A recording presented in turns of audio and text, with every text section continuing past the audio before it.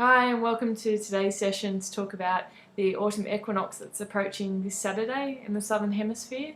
In the Northern Hemisphere you'll be approaching the Spring Equinox. So some of this information will be relevant, some of it not so much, but I'll try and cover off both equinoxes based on the hemisphere that you're in so that you can celebrate in your own little way. One of the things I certainly wanted to cover off is a bit of a reason why I do take part in an equinox ceremony of sorts, and as well as solstice. There are two obviously equinoxes that occur, the autumnal and the spring. We have the two solstices, the winter and the summer.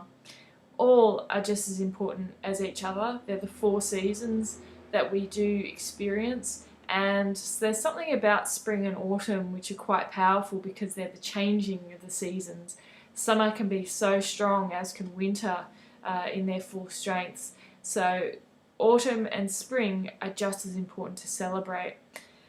It also reminds us that life works in cycles, that seasons do change, just as everything does in this world, the constant state of impermanency that we live in.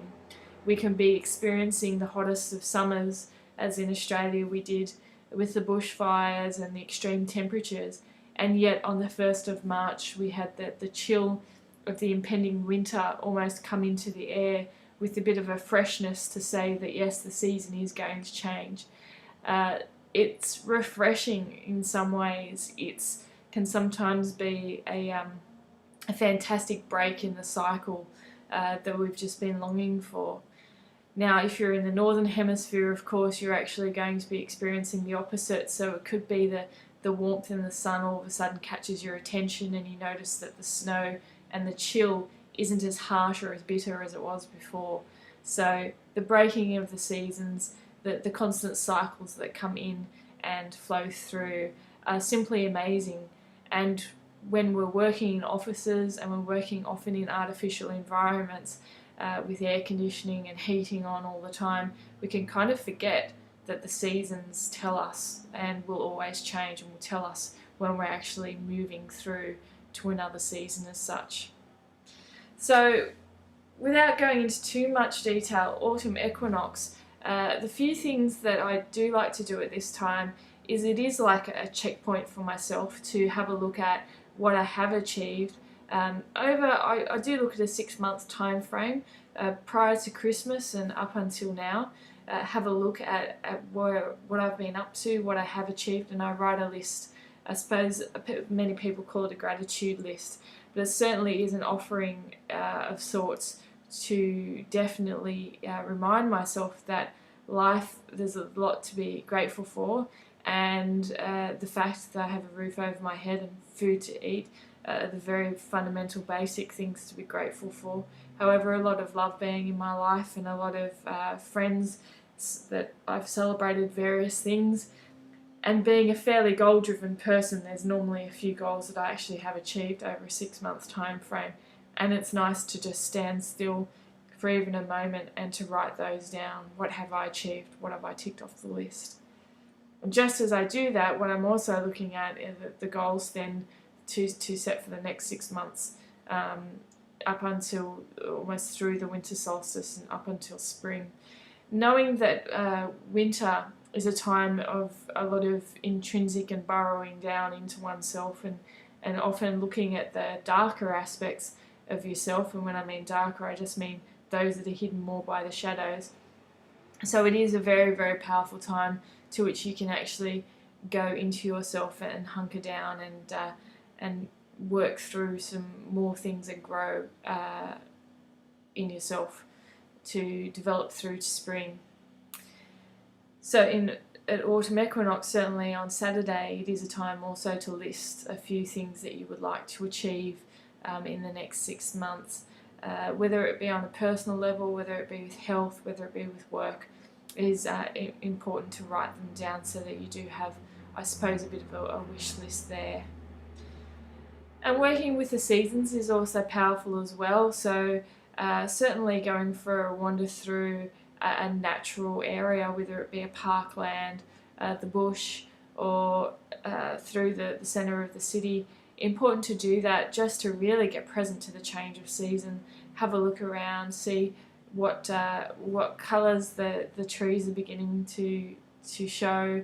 Also too, obviously the leaves that are falling down, and really to be really present and I suppose almost breathe in the air that autumn equinox brings us. It is actually the day where sunlight and the nighttime are equally dispersed, so 12-hour day and 12-hour nighttime. And that in itself is an interesting aspect to be aware of. Soon the daylight saving will soon be over. Not only that, but also too, what I have noticed is that the mornings are darker. Soon they will look to become lighter, but the evenings obviously will be upon us fairly early, very soon. So a celebration of both being an awareness of the seasons.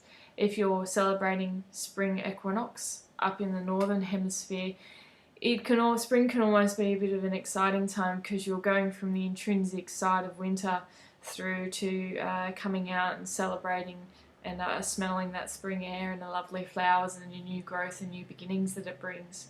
I think that often psychologically we can almost be more excited about spring than we are about autumn. But I think that almost is just because of the way society seems to be run at the moment, where we kind of don't want to look at ourselves, we'd rather be out there into the world.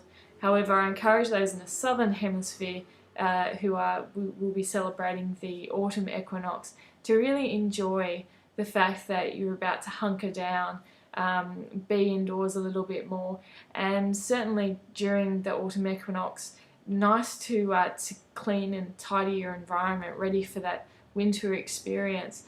Start to bring out some of those rugs and place them around your house, ready to kind of snuggle up and bear down a little bit during the winter months. That's the exciting part, the coziness, the comfortableness that I'm talking about when we approach winter. So this is about being prepared. Also too, good to have a look and assess finances. Almost if you think about the squirrel who gets the acorns and actually prepares itself ready for winter, it would be worth stockpiling and having a look at that as well, certainly at this autumn equinox.